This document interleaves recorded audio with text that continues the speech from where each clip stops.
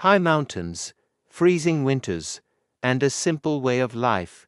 In Gilgit Baltistan, people once used wooden utensils instead of plastic or steel.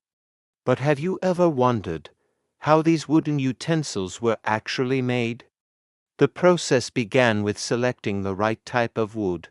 The most commonly used was Juglans regia, also known as walnut wood, because it is strong, durable, and safe for food use.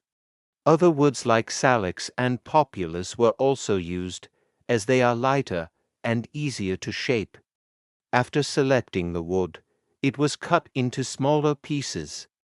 Using simple tools like axes and hand saws, craftsmen created a rough shape of the utensil.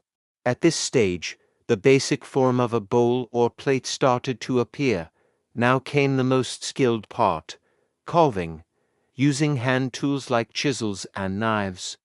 The wood was carefully hollowed out from the inside. This required patience, precision, and years of experience.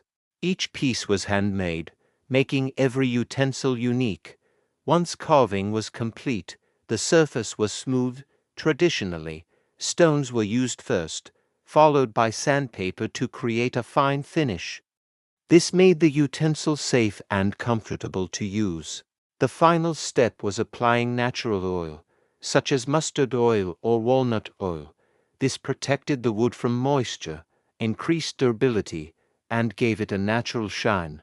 The result was beautiful. Eco-friendly utensils, including bowls, plates, spoons, and storage containers. These were not just tools, but a reflection of culture and tradition. Even today, in parts of Gilgit Baltistan, this traditional craft is still alive. If you enjoyed this video, don't forget to like, subscribe, and share. And tell us in the comments, what should we explore next?